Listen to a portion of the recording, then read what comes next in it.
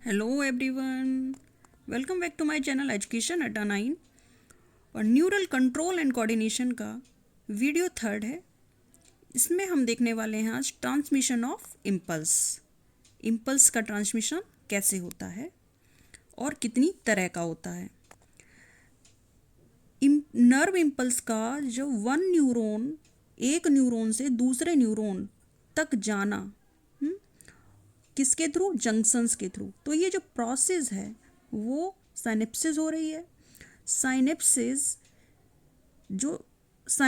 जो है वो हो रही है आपकी दो मेम्ब्रेन के बीच। वो मेम्ब्रेन कौन कौन सी हैं आपकी? प्री साइनेप्टिक न्यूरॉन और पोस्ट साइनेप्टिक न्यूरॉन। जरा डायग्राम में आपको दिखाती हूँ मैं।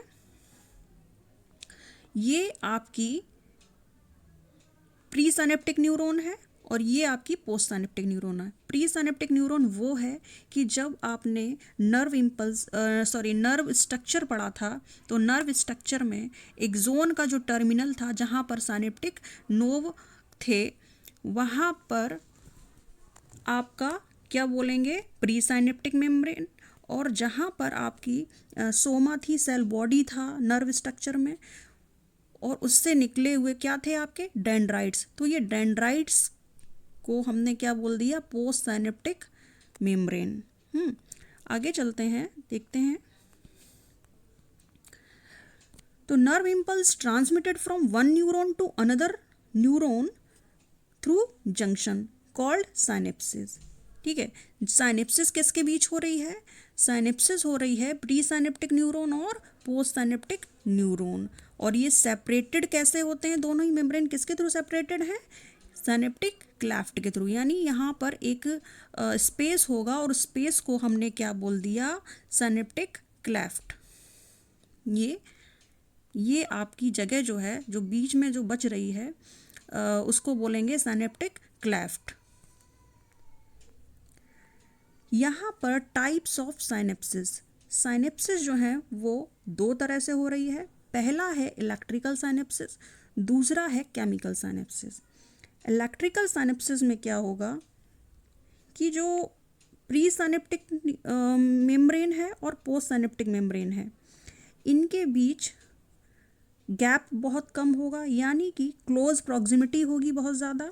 तो जो सिग्नल्स हैं वो डायरेक्ट जाएंगे और ये फास्टर होंगे देन द केमिकल साइनेप्सिस। दूसरी बात ये है कि ये हायर एनिमल्स में बहुत ही कम होंगे, मतलब उनमें लेस कॉमन है। जबकि ये कुछ जैसे आपके ऑर्थोपोड्स हैं और बोल सकते हैं मॉलस्क में हो सकते हैं इस तरह के इलेक्ट्रिकल साइनेप्सिस। मेन है केमिकल साइनेप्सिस। केमिकल साइनेप्सिस में भी इन दो मेम्ब्रेन के बीच ही हो रहा है, post synaptic membrane and pre synaptic membrane. तो यहाँ पर न्यूरॉन्स का ट्रांसमिशन कैसे हो रहा है, यहाँ पर मैं आपको एक स्टोरी बताती हूँ, और आई थिंक स्टोरी सबको ही अच्छी लगती है। तो आइए समझते हैं इसको। फॉर एग्ज़ाम्पल कि कोई गेस्ट आ रहा है और वो गेस्ट है वीआईपी। तो जो गेस्ट है वो वीआईपी है बहुत ज़्यादा। उसके लिए हमने अपने घर पे प्रिपरेशन की। घर पर प्रिपरेशन की, तो अगर ये देखिए यहाँ पर वीआईपी गेस्ट आ रहा है, तो हमने कुछ ऐसे गेट खोल दिए उनके वेलकम के लिए जो रेयरली नहीं खोलते हैं, उनके वेलकम के लिए खोले। और हमने अपने घर में ये भी कह दिया कि मम्मी आज बहुत ही गेस्ट जो हैं वो वीआईपी हैं और उनका वेलकम बहुत अच्छा करना है आपको, प्लीज़ घर को बहुत अच्छे से सजा दीजिए सब कुछ। तो होता यही है, गेस्ट के आने के लिए वो गेट खोले जाते हैं। साथ में कुछ ऐसे गेट भी खोले जाते हैं जिसके थ्रू उन्हें ले जाया जाएगा और कुछ और भी गेस्ट उनके साथ में आ जाएंगे। भाई वीआईपी गेस्ट है तो वो अकेले तो आएगा नहीं, कुछ थोड़े से और उनके साथी आ जाएंगे। जैसे कि फिर वो जो गेस्ट आया, तो गेस्ट जो है उसके ओनर में आप सब लग गए घर वाले। अब आपने कहा कि इतना वीआईपी गेस्ट रोज़ रोज़ तो आता नहीं है, तो क्यों ना हम थोड़ा सा अपना जलवा दिखाएं औरों को भी। तो आप उस वीआईपी गेस्ट को दिखाने के लिए आप ले गए पड़ोसी के घर। तो उस पड़ोसी के घर ले गए तो उस पड़ोसी ने भी सोचा कि यार इन्होंने इतना अच्छा वेलकम किया तो मैं क्या इनसे पीछे हूँ। उन्होंने भी बहुत अच्छे उस तरह के गेट खोल दिए जो वो भी रेयरली नहीं खोलते हैं, कभी कभी इस तरह के गेस्ट के लिए खोलते हैं। ठीक है, आ गया वो गेस्ट। अब सारा माहौल जो है बहुत ही हैप्पी है, बहुत ही इन्वायरमेंट अच्छा हो गया है। उस कंडीशन में आप किसी भी ऐसे पर्सन को नहीं आने देंगे जो कि निगेटिविटी फैलाए, मतलब आपने बहुत ही पॉजिटिव माहौल बना के रखा उनके लिए। ये हो सकता है कि जब वो गेस्ट चला जाए बिल्कुल, आप तब ऐसे लोग वो जो है आपके घर पे आएंगे और बोलेंगे क्यों भाई आपके यहाँ वीआईपी गेस्ट आया था और आपने हमें बुलाया नहीं। तो वो कैसे हो गए आपके एंटी। यहाँ पर इस कहानी में मैं बताना चाह रही हूँ कि जो वीआईपी गेस्ट था वो है आपका एक्शन पोटेंशियल। ठीक है, एक्शन पोटेंशियल आपका वीआईपी गेस्ट है। कहाँ हो रहा है? प्री साइनेप्टिक न्यूरॉन में हो रहा है। प्री साइनेप्टिक न्यूरॉन वो घर है गेस्ट का। तो एक्शन पोटेंशियल आया, उसके लिए गेट खोले, सोडियम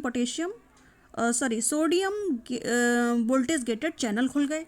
इससे सोडियम आयंस का इन्फ्लक्स होने लगा, साथ में कैल्शियम आयन का भी इन्फ्लक्स होने लगा through the calcium ion channels के थ्रू।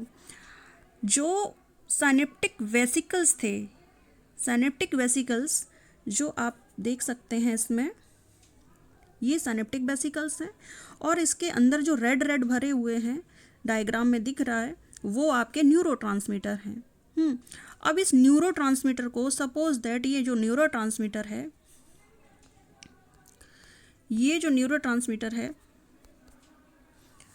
वो एसिटाइल कोलिन है। एसिटाइल कोलिन जो है वो आपके एक किसी स्पेसिफिक एंजाइम्स के थ्रू ही बन रहा है और उस एंजाइम का नाम है Colin acylase, Colin acetylase. Then अब ये जो कैल्शियम आयन जब अंदर आए तो वो क्या करेंगे, इन वेसिकल्स को मूव कराने में इन्वॉल्वमेंट होगा इनका। ये वेसिकल्स मेम्ब्रेन से, प्री साइनेप्टिक मेम्ब्रेन जो है उससे फ्यूज़ होंगे। फ्यूज़ होने के बाद ये सारा अपना जो न्यूरोट्रांसमीटर है यानी एसाइल कोलिन है उसको क्लेफ्ट में जो है उसको रिलीज़ कर देंगे। यानी साथ में वो आपका इम्पल्स तो है ही ना, एक्शन पोटेंशियल वाला, उसके थ्रू ये सारा काम हो रहा है। तो जो पड़ोसी का घर बताया था वो आपका हो गया post synaptic neuron. Post synaptic neuron. तो अब ये जो न्यूरोट्रांसमीटर हैं वहाँ पर भी पोस्ट साइनेप्टिक न्यूरॉन में भी कुछ ऐसे रिसेप्टर्स होते हैं, उन्हीं के थ्रू ये एंटर करेगा। अब क्या होगा कि जो हैप्पी वाला माहौल था, यानी ये एक्साइटेटरी न्यूरोट्रांसमीटर है, एक्साइटेटरी है तो वहाँ पर पॉजिटिविटी ही होगी, यानी डीपोलराइजेशन वाली कंडीशन हो रही है। डीपोलराइजेशन कब होता है? जब एक्शन पोटेंशियल जनरेट रहता है, उसका ट्रांसमिशन हो रहा है।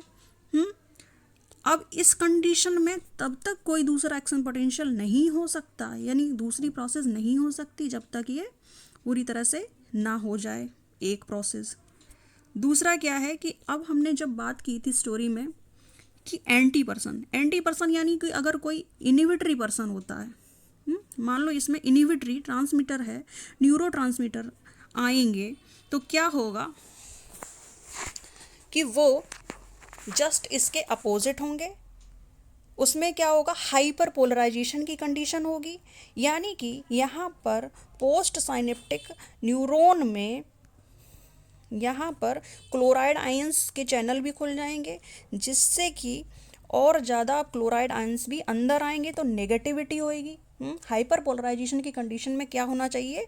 मामला जो है यानी कि जो एटमॉस्फेयर है वो नेगेटिव होना चाहिए, तो वो हाइपर पोलराइजेशन की कंडीशन हो गई। तो कह सकते हैं कि जो भी अगर इनहिबिटरी न्यूरोट्रांसमीटर हैं, जो भी आपकी स्लीपिंग पिल्स हैं, तो ये सब इसी थ्योरी पर वर्क करते हैं। तो एक बार थ्योरी से देख लेते हैं कि in which the membrane of pre and post synaptic neuron किसके थ्रू सेपरेटेड होते हैं? साइनेप्टिक क्लेफ्ट के थ्रू सेपरेटेड होते हैं। दूसरा क्या है कि जब इम्पल्स अराइजेज होंगे then axon terminal stimulate and the movement of synaptic vesicles. तो सिनेप्टिक वेसिकल्स का क्या होगा, मूवमेंट होगा। Where they fuse the plasma membrane, plasma membrane से फ्यूज होकर क्या छोड़ेंगे, अपना न्यूरोट्रांसमीटर छोड़ेंगे।